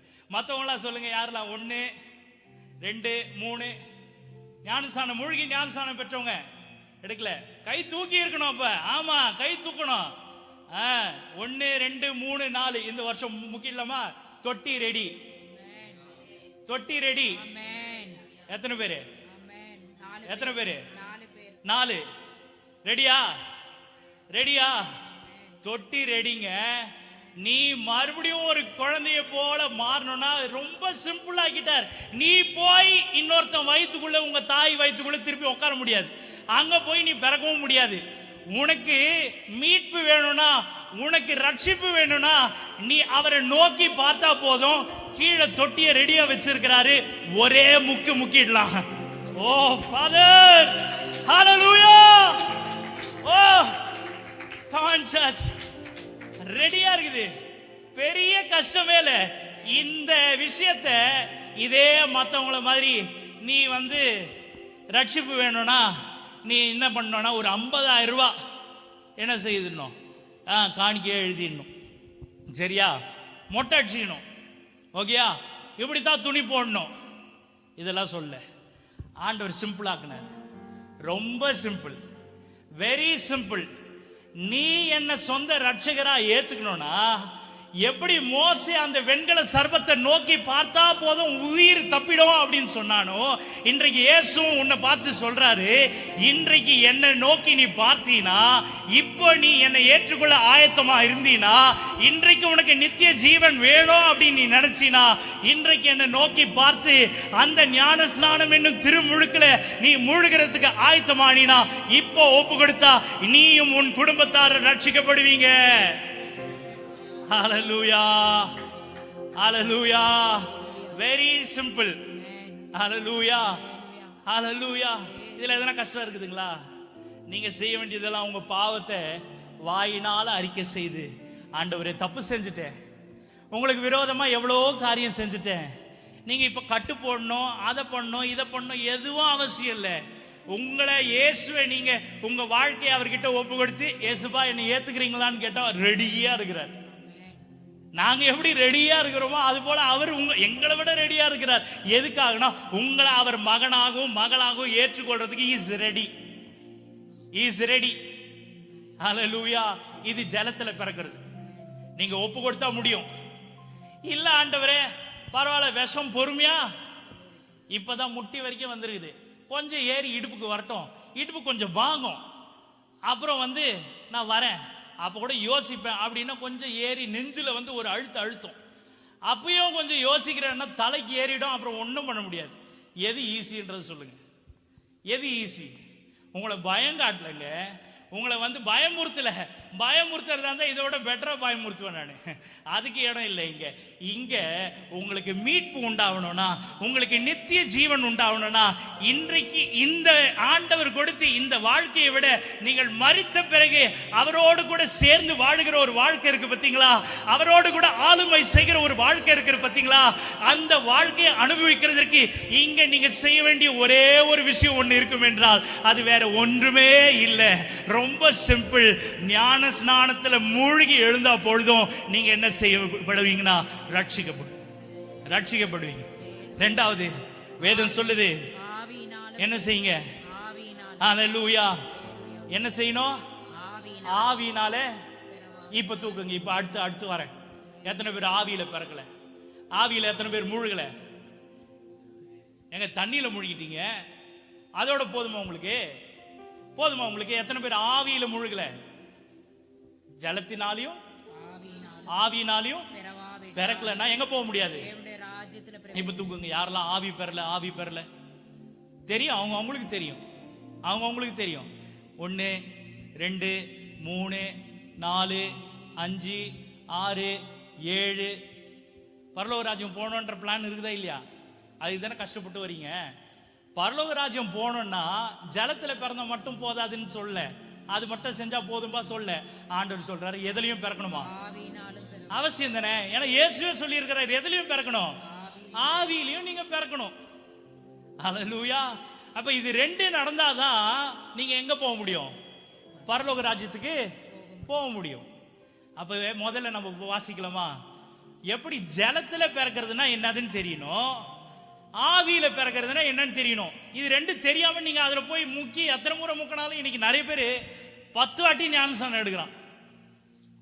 எந்தெந்த டினாமினேஷன் இருக்குதோ அங்கங்க போய் என்ன பண்றானா, சரியா எனக்கு கொடுக்கல பாஸ்டர், நான் சரியா முழுகல, என் தலை வரைக்கும் தான் முழுகுச்சு. 10 வாட்டி முக்க வேண்டியதா இருக்குது, மனசு வரல. என்னத்துக்கு? ஆமா இல்லைங்க, விஷயம் தெரிஞ்சதுன்னா ஒரே முறை நீங்க ஆண்டவருடைய சமூகத்தில் உங்களை ஒரே முறை தாழ்த்திட்டு உங்களை ஆண்டவர் ஒரு முறை அந்த ஜலத்துல உங்க பாவங்களை அப்படியே அடக்கம் பண்ணி அவரோடு கூட உயிர் தெழுகிற போலவே உங்களையும் உயிர் தெழ செய்தார் என்றால் அந்த ஒரு முழுக்கு போதும் உங்களை பரலோக ராஜ்யம் கொண்டு போய் சேரும். அல்லேலூயா. அப்ப முதல் வாசிக்கலாம், ஜலத்தில் பிறப்பது என்றால் என்ன? What does it mean by born of water? ஜலத்துல பிறக்கிறதுனா என்னது தெரியணும்ல. இப்ப எத்தனை பேர் இருக்கிறாங்க? 4 பேர் இருக்கிறாங்க. 4 பேர் இப்ப என்ன செய்யல? ஜலத்துல பிறக்கல. ஜலத்துல பிறக்கிறதுனா என்னன்னு தெரியணும். சரியா? சரி, வாசிங்க. மத்திய எழுதின சுவிசேஷம் 3ஆம் அதிகாரம் 7வது வசனத்துல இருந்து 11வது வசனம் வரைக்கும் வாசிங்க. பரிசேயரிலும் சதுசேயரிலும் அநேகர் தன்னிடத்தில் ஞானஸ்தானம் பெறும்படி வருகிறதை நான் உங்களுக்கு சொன்னேன்ல. என்ன சொன்னேன்? இருக்கிற எல்லா டினாமினேஷன்லயும் போயிட்டு 10 வாட்டி போய் ஞானஸ்தானம் எடுத்துட்டு வரான். ஆனாலும் என்ன இல்லை, அவனுக்கு ஞானஸ்தானம் எடுத்த திருப்தியே இல்லை. இப்ப இங்க யார் வரா தெரியுங்களா? பரிசேயரிலும் சதுசேயரிலும் ஒரு கூட்டம் என்ன செய்யுதுன்னா, அநேகர் தன்னிடத்தில் ஞானஸ்தானம் பெறும்படி, ஒரு கூட்டம் இல்லங்க, அநேகர் வந்து தன்னிடத்துல ஞானஸ்நானம் பெறும்படி வருகிறதை அவன் கண்டு. யார் பார்த்தான்னா யோவான் ஸ்நானன் பாக்குறான். என்னடா இது வம்பா போச்சு, நான் வந்து பாவிகளுக்கு நம்ம ஆண்டவருடைய வார்த்தையை சொல்லி கூட்டின்னு வரலான்னு பார்த்தா இங்க பாஸ்டர், இவாஞ்சலிஸ்ட், பிஷப் இவங்க எல்லாரும் ஓடியாராங்களே, என்னடா இது கதையா புரியவே இல்லையா அப்படின்னு யோசிக்கிறான். இப்ப யோவான் ஸ்நானனுக்கு டவுட் வந்துருச்சு, என்னடா இது இவங்கெல்லாம் வசனம் தெரிஞ்சவங்க, இவங்கெல்லாம் நல்ல ஆண்டவரை பத்தி தெரிஞ்சவங்க, இவங்க சொல்ல வேண்டிய இடத்துல இருக்கிறவங்க, அவங்க போய் ஞானஸ்நானம் எடுக்கிறதுக்காக என்கிட்ட வராங்களேன்னு யோசிக்கிறான். அவங்கள பார்த்துட்டு வாங்கப்பா வாங்க, அழகா வந்தீங்க, நல்ல வேலை இப்பயாச்சும் வந்தீங்க அப்படி சொல்ல யோவான் ஸ்நானன் சொல்றது கவனிங்க, வாசிங்க. விரியன் பாம்பு குட்டிகளே, என்ன சொல்றாரு? விரியன் பாம்பு குட்டிகளே. ஓய், யார் நீ? வீரியன் பாம்பு குட்டி. நம்மளா இருந்தா என்ன சொல்லியிருப்போம்? சைத்தான் குட்டி. எப்படி வருது பத்தியா? வீரியன் பாம்பு குட்டிகளே, வரும் கோபத்துக்கு தப்பித்துக் வர கோபத்துக்கு உன்னை தப்பிக்கிறதுக்கு எவன் வழி காட்டினான்னு தெரியல, இன்னைக்கு இப்ப வந்து நிக்கிறேன்னு கேக்குறான். யார பார்த்து? ஹல்லேலூயா. நல்லா கேட்டான், சூப்பர் கேள்வி. வீரியன் பாம்பு குட்டிகளை வரும் கோபத்துக்கு தப்பிக்கிறதுக்கு உனக்கு வழி யார் காட்டினான்னு கேக்குறான். அல்லேலூயா. சொல்லிட்டு அடுத்து பதில் சொல்றான், மனம் திரும்புதலுக்கு ஏற்ற கனிகளை கொடுங்க. நீங்க வழி காட்டிட்டா வந்துட்டீங்க, ஞானஸ்நானம் எடுக்கிறதுக்காக என்ன பண்ணிட்டீங்க? வந்துட்டீங்க, ரொம்ப சந்தோஷம். ஆனா ஏதோ சும்மா யோவான் ஸ்நானம் கிட்ட போனா ஒரு தண்ணியில முக்கி எழுப்பிடுவாரு அப்படின்னு நீங்க நினைச்சீங்கன்னா அது கிடையாது ஞானஸ்நானம்.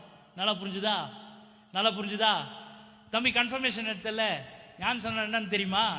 இப்ப சொல்றேன் கவனி, புரியுதா? கன்ஃபர்மேஷன் எதுக்கு? கன்ஃபர்மேஷன் முதல்ல அதுக்கு பதில் சொல்றேன். நிறைய டினாமினேஷன் கன்ஃபர்மேஷன் அப்படின்னு இருக்குதா? இப்ப அவங்க சொல்றாங்க கன்ஃபர்மேஷன் அப்படின்னா என்னன்னா, சிறு பிள்ளையிலேயே அந்த பிள்ளை என்ன கொடுத்துடுறாங்க? தெளிப்பு ஞானஸ்நானம் கொடுத்துடுறாங்க. சரியா? நீ குட்டியா இருக்கும் பொழுது, நீ குழந்தையா இருக்கும் பொழுது அவங்க என்ன படிச்சிருக்கிறாங்கன்னா, சிறு பிள்ளைகள் போல மாறாவிட்டால் எங்க போக முடியாது, பரலோக ராஜ்யம் போக முடியாதுன்றதுனால இவங்க என்ன பண்ணிட்டாங்கன்னா, இவன் வளர்ந்தாதான் பிரச்சனை, குட்டியா இருக்கும் பொழுதே இவனுக்கு என்ன பண்ணிடலாம். இது எவ்வளவு சிம்பிள்ல. நிக்கதுமோட நம்ம ஆளுங்க பெட்டரா இருக்கிறாங்க. எப்படி இருக்கிறாங்க பாத்தீங்களா, எப்படி இருக்கிறாங்க. இவன் வளர்ந்த பிறகு இவனை கிறிஸ்தவனை மாத்துறது, இயேசுவை அறியும்படி இவனை செய்யறது. 10 கேள்வி கேட்பான் என்ன. இவனுக்கு நான் என்ன பண்றேன்னா, குட்டியா இருக்கும் பொழுதே, குழந்தையா இருக்கும் பொழுதே இவனுக்கு கொடுத்துடுறேன். அதுக்கப்புறம் இவன் வந்தான்னா வரலன்னா கன்ஃபர்மேஷன் கொடுத்து விட்டுறேன்றான். அப்படி கிடையாது. அப்படி எங்கன்னா போட்டிருக்குதா வேதத்துல? வேதம் அப்படி போட்டிருக்குதா? கன்ஃபர்மேஷன்ன்றது அது கிடையாது. கன்ஃபர்மேஷன் இஸ் சம்திங், ஏற்கனவே உனக்கு கொடுத்த ஞானஸ்நானத்தை அக்செப்ட் பண்ணி அந்த டினாமினேஷன் என்ன செய்யணும், ஓகே இவர் எங்க சபையில தான் சின்ன வயசுல இவங்க அப்பா அம்மா சம்மதத்தோட என்ன செய்தாரு, ஞானஸ்நானம் எடுத்தாரு, நாங்க தான் இவருக்கு கொடுத்தோம்னு கன்ஃபார்ம் பண்றத கன்ஃபர்மேஷன். தம்பி நல்ல வேலை வந்துட்டீங்க. கன்ஃபர்மேஷன் என்னன்னா, சின்ன வயசுல உங்களுக்கே தெரியாதப்போ உங்க அப்பா அம்மா கிட்ட பர்மிஷன் கேட்டு தெளிப்பு ஞானஸ்நானம் கொடுத்தாங்க பாருங்க, அது பேர் தான் கன்ஃபர்மேஷன். அது நீங்க விரும்பி எடுக்கிறது இல்ல, இயேசுவை யாருன்னு தெரிஞ்சு எடுக்கிறது இல்ல. இயேசு தான் உங்க சொந்த ரட்சகர், அவரை நோக்கி பார்த்தா என் பாவம் மன்னிக்கப்படும் தெரிஞ்சு எடுக்கிறது இல்ல. அது பேர் கன்ஃபர்மேஷன். எதுக்கு கன்ஃபர்மேஷன்னா, சிம்பிளா சொல்லணும், இவர் என் சர்ச் மெம்பர்ன்றதுக்காக கன்ஃபர்மேஷன். அந்த சர்ச் உங்களை என்னைக்கு எங்க கொண்டு போவாது, பரலோக ராஜ்யம் கொண்டே போவாது. ஆண்டவர் சொல்றாரு, நீ ஜலத்தினாலையும் ஆவியினாலையும் பிறக்கலனா உன்னை கொண்டு போய் அங்க யாரும் நிறுத்த மாட்டாங்க. உங்க பிஷப் நிறுத்த மாட்டாரு, உங்க சபை போதகர் நிறுத்த மாட்டாரு, பாஸ்டர் நிறுத்த மாட்டாரு, இவாஞ்சலிஸ்ட் நிறுத்த மாட்டாரு. எவனும் உன்னை கொண்டு போய் மேல நிறுத்த முடியாது. உன்னை கொண்டு போய் நிறுத்துகிறது, பரலோக ராஜ்யத்தில் உன்னை கொண்டு போய் சேர்க்கிறது, இந்த பூமியில ஒன்று உண்டானால் அது ஒரே ஒரு நீர் முழுக்கினால, ஜல முழுக்கினால மட்டுமே நடக்கும். அதுக்கு நீ என்ன செய்யணும்னா, உன் வாயினால பாவத்தை அறிக்கை செஞ்சு இயேசுவை உன் சொந்த ரட்சகரா ஏற்றுக்கொண்டு, ஆண்டவரே நான் ஞானஸ்நானத்துக்கு ஒப்பு கொடுக்கிறேன்னு சொன்னீங்கன்னா அதுதான் உங்களை எங்க கொண்டு போய் சேர்க்க தெரியுமா, பரலோக ராஜ்யம். இப்ப சொல்லுங்க, பரலோக ராஜ்யம் போறீங்களா? வரதுக்கு ஆசையா? அப்ப என்ன செய்யணும் தெரியுங்களா? என்ன செய்யணும்? எவனும் உங்களுக்கு சொல்ல வேண்டிய அவசியம் இல்லை. வேதத்துல ரொம்ப தெளிவா யோவான் ஸ்நானன் சொல்லி இருக்கிறான். வசனம் வாசிங்க. இப்ப மனம் திரும்புதலுக்கு ஏற்ற கனி கொடு. நீங்க மனம் திரும்பி மனசார என் பாவத்தை நான் விட்டுறேன், இனி இந்த பாவ வாழ்க்கை எனக்கு வேண்டாம், இந்த உலக வாழ்க்கை எனக்கு வேண்டாம், இந்த உலகத்தின் ஆசை இச்சைகள் எனக்கு வேண்டாம், இயேசு போதுமே எந்த வாழ்வினிலே, எந்த நாளிலுமே, எந்த வாழ்வினிலே இயேசு போதுமே. அவ்வளவுதான். இது சொன்னா போதும், இயேசு உங்களுக்கு ரட்சகரா மாறிடுவாரு. நீங்க அவரை ஏற்றுக்கொண்டீங்கன்னா உங்க வாழ்க்கை, நீங்க பயப்படுறீங்க பத்தியா, நீங்க செய்த பாவத்தின் நிமித்தமா அந்த விஷம் தலைக்கு ஏறும்னு பயப்படுறீங்க பத்தீங்களா, அந்த பாவத்தின் தோஷத்தையே கர்த்தர் மாற்றுவார்.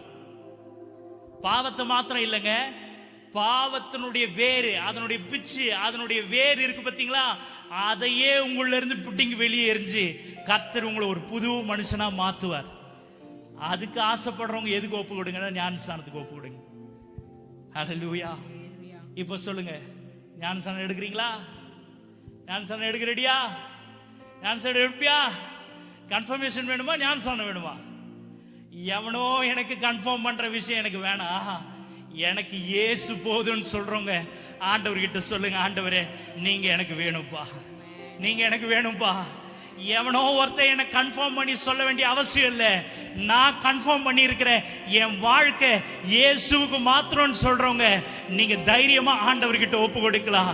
அவர் எனக்கு போதும், அவர் எனக்கு போதும். இரண்டாவது வாசிக்கலாமா? மனம் திரும்புதலுக்கு ஏற்ற கனியை கொடுப்பீங்க என்றால் இன்றைக்கு ஞானஸ்நானம் உங்களுக்கு உதவி செய்யும். இரண்டாவது, ஆவியினால் பிறப்பது எப்படி? ஆவியில பிறப்பது எப்படி? யோவான் எழுதின சுவிசேஷம் 3ஆம் அதிகாரம் 8வது வசனம் வாசிங்க. காற்றானது தனக்கு இஷ்டமான இடத்துல வீசுகிறது.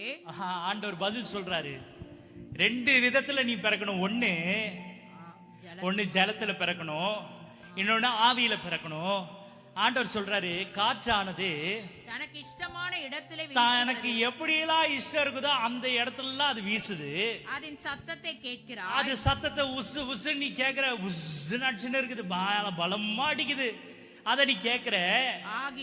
ஆனாலும் அது இன்ன இடத்துல இருந்து, அது எங்க இருந்து வருது, இன்ன இடத்துக்கு போகிறது, எங்க போகுது உனக்கு தெரியாது. ஆவியினால் பிறந்தவன் எவனோ, ஆவியில பிறந்தவன் எவனோ அவனும் அப்படியே இருக்கிறான். அவனும் எப்படிதான் இருக்கிறானா அது போலதான் இருக்கிறான். அல்லேலூயா. ஆவியில பிறந்த எவனோ எப்படி இருக்கிறானா, அந்த ஆவி எங்க இருந்து அவனுக்கு ஊற்றப்பட்டதுன்றது தெரியாது, அது எங்க எங்க போச்சுன்றதும் தெரியாது. ஆனா அது அவன் வாழ்க்கையில செய்த கிரியை, அவன் வாழ்க்கையில செய்த தாக்கத்தை மாத்திரம் அவனால என்ன செய்ய முடியும்னா பார்க்க முடியும். ஆவியில பிறந்தவன் எவனும் அப்படிதான் இருக்கிறான். நீங்க ஜலத்துல பிறந்துட்டீங்க, உங்க வாழ்க்கையை இயேசுக்காக ஒப்பு கொடுத்துட்டீங்க. ஒப்பு கொடுத்து உங்க வாழ்க்கையில எந்த மாற்றமும் தெரியலனா, நீங்க எதுல இன்னும் நீங்க பிறக்கலனா ஆவியில பிறக்கலன்னு அர்த்தம். ஆவியில பிறந்திருக்கிற எவனோ அவன் வாழ்க்கையில இயேசு செய்கிற கிரியை எங்க இருந்து ஆரம்பிக்குது, அது என்னை எங்க கொண்டு போகுதுன்றது தெரியாது. ஆனா அவன் வாழ்க்கை கர்த்தருக்காக ஏதோ ஒரு விதத்துல பிரகாசமா மாறிட்டே இருக்குதுன்றத அவனால உணர்ந்து கொள்ள முடியும். அதுக்கு ஒரு சாட்சி இப்ப நீங்க கேட்ட சாட்சி. ஹல்லேலூயா. அவருக்கு தெரியுமா நான் எங்க இருந்தேன், எப்படி இருந்தேன்றது தெரியும். ஆனா எப்படி நான் இங்க வந்தேன்றது தெரியாது, எப்படி என்ன கொண்டு போக போறாருன்றது தெரியாது. ஆனா இன்றைக்கு அவர் சொல்றாரு சாட்சி, இந்த 2-3 வருஷமா என் வாழ்க்கை எப்படி மாறி இருக்குதுன்றத என்னால சாட்சி சொல்ல முடியும் சொல்றாரு. அவர் சொல்றாரு, நான் ஆவியில பிறக்கல பிரதர்ன்றாரு. ஆண்டவர் சொல்றாரு, ஆவியில பிறந்தவன் எப்படி என்றால் அவன் காற்றானது எங்க இருந்து வந்ததும் தெரியாது, அது எங்க அது போச்சுன்னு தெரியாது.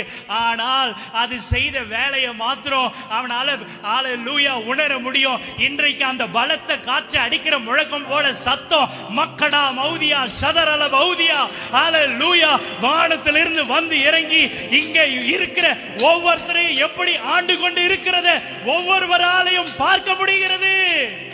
ஓ ஃபாதர், தேவ ஜனமே ஹல்லேலூயா.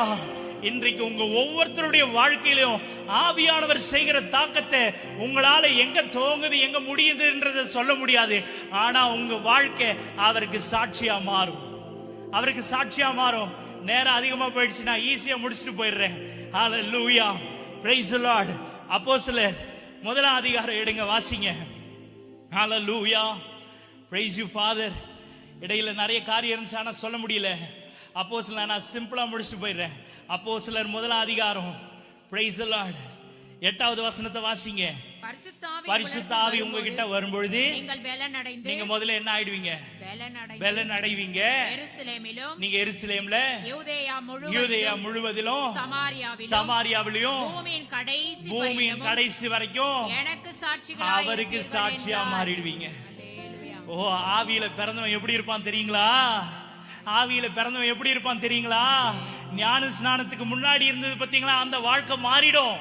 ஞான ஸ்நானத்துக்கு அப்புறம் அவன் ஆவியில பிறந்த பிறகு அவன் வந்து சொல்லுவான், கர்த்தர் என்னை எப்படி நடத்தினார் தெரியுமா, நான் எப்படி மாறி இருக்கிறேன் தெரியுமா, நான் எப்படி ஆண்டவர் என்னை உருவாக்கி இருக்கிறார் தெரியுமா, எப்படிப்பா செஞ்சாரு, எங்க இருந்து ஆரம்பிச்சது கதைன்னா அவனுக்கு சொல்ல தெரியாது, எங்க போக போறேன்னா அதுவும் தெரியாது. ஆனா ஒண்ணு தெரியும், அவன் எப்படி இருக்கிறானா, வேதம் சொல்லுது, எருசலேம்ல, யூதேயாவுல, சமாரியாவுல, பூமியின் கடைசி வரைக்கும், இந்த பூமி அழியிற வரைக்கும் அவன் எப்படியா மாறி இருப்பானா, கர்த்தருக்கு சாட்சியா மாறி இருப்பான், கர்த்தருக்கு சாட்சியா மாறி இருப்பான்.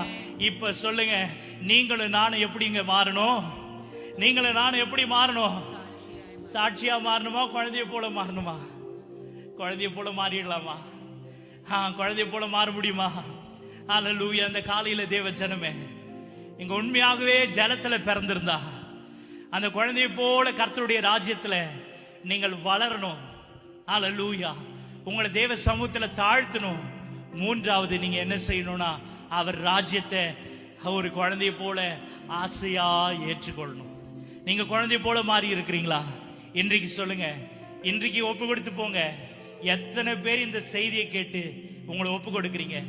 எனக்கு யாரும் சொல்ல வேண்டிய அவசியம் இல்லை. இயேசு என் கூட பேசி இருக்கிறார், இயேசு என் கூட இடைப்பட்டு இருக்கிறார்.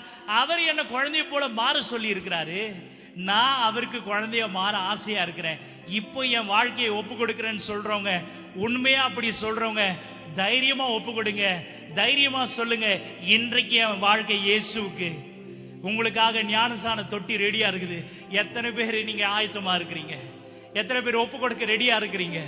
இன்றைக்கு உங்களை கன்ஃபார்ம் பண்றதுக்கு ஒரு மனுஷன் தேவையில்லை. உங்க வாயினால் உங்க பாவத்தை அறிக்கை செய்து, ஹல்லேலூயா, என் பாவத்தை மன்னிக்கிறதுக்காகவே இயேசு இந்த பூமிக்கு வந்தார்.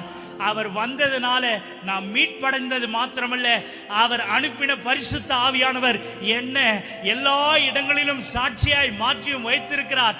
அந்த அனுபவம் எனக்கு வேண்டும்னு சொல்றவங்க இன்றைக்கு ஒப்பு கொடுங்க, இன்றைக்கு ஒப்பு கொடுங்க, இன்றைக்கு அந்த தேவாதி தேவனுக்கு ஒப்பு கொடுங்க. உங்க வாழ்க்கையை அர்ப்பணித்து சொல்லுங்க, இயேசுவே நான் வந்திருக்கிறேன்ப்பா, என்னை ஏற்றுக்கொள்ளுங்கன்னு சொல்லுங்க. இப்போ சொல்லுங்க, ஞானஸ்நானம் எடுக்க ரெடியா? ஞானஸ்நானம் எடுக்கிறதுக்கு ரெடியா? ரெடி. தலையாட்டான், தலையாட்டான். பர்மிஷன் வேணுமா? நாங்க எடுத்துப்போம். ஹல்லேலூயா. கட்டாயமா இல்லைங்க, கடமையினால இல்லை, வற்புறுத்துறதுனாலே இல்லை, மனப்பூர்வமா. நீங்க குழந்தைய போல மாறணும்னு ஆசையா இருந்தா, உங்க வாழ்க்கை மறுபடியும் ஒரு புது வாழ்க்கையா மாறணும்னு நீங்க நினைச்சா, நான் இந்த பாவத்தோடையே போராடிட்டு இருக்கிறேன், நான் இந்த கேவலமான வாழ்க்கையே வாழ்ந்துட்டு இருக்கிறேன், இந்த பாடான வாழ்க்கையே நான் அனுபவிச்சுட்டு இருக்கிறேன், இந்த வாழ்க்கை எனக்கு மாறணும், இயேசு எனக்கு சொந்த ரட்சகரா வேணும் அப்படின்னு சொன்னீங்கன்னா, நம்ம எல்லாரும் இருக்கிற இடங்கள்ல முழங்கால் படிட்டு, ஜலத்துல பிறந்தவங்க மாத்திரம் இல்லைங்க, ஆவியில பிறக்க விரும்புகிற ஒவ்வொருத்தரையும் இன்றைக்கு ஒப்பு கொடுங்க. ஆண்டவரே, ஜலத்துல பிறந்துட்டேன், ஆனா என் வாழ்க்கை இன்னும் சாட்சியா மாறல, உமக்கு சாட்சியா நான் இன்னும் மாறல, என் வாழ்க்கையை அப்படி சாட்சியா மாத்தணும்னா உம்முடைய ஆவியானவர் எனக்கு தேவைப்பா, உம்முடைய ஆவியானவர் தேவைப்பா. எல்லாரும் பந்திக்கு ஆயத்தப்படலாமா? எல்லாரும் பந்திக்கு ஆயத்தப்படுங்க. Price the Lord. பந்திக்கு ஆயத்தப்படுங்க, எல்லாரும் பந்திக்கு ஆயத்தப்படுங்க. Price the Lord. மூழ்கி ஞானஸ்நானம் பெற்றவர்கள், தொடர்ந்து 3 வாரம் கர்த்தருடைய ஆலயத்துக்கு வந்தவங்க இந்த பந்தியில கையிடுங்க. Price the lord. கர்த்தர் நல்லவர். Price the Lord. நம்ம எல்லாரும் சேர்ந்து ஒரே சரீரமாய், ஒரே தேவ சபையாய், பிரைஸ் தி லார்ட், அவருடைய பந்தியில கையிட போகிறோம். Praise the lord. ஹல்லேலூயா. உங்களை அர்ப்பணித்து ஒப்பு கொடுத்து தேவ சமூகத்தில் ஒப்பு கொடுங்க. ஹல்லேலூயா. கர்த்தர் நல்லவர். இன்னைக்கு இந்த காலையில கர்த்தர் நம்மோடு கூட பேசி இருக்கிறார். நீங்க உண்மையாகவே வளரும்படி உங்க வாழ்க்கையை அர்ப்பணித்திருந்தா, நீங்க எப்படி பிறக்கணும்னா, ஜலத்துல பிறந்திருக்கணும், ஆவியிலையும் பிறந்திருக்கணும். அப்படி ஒப்பு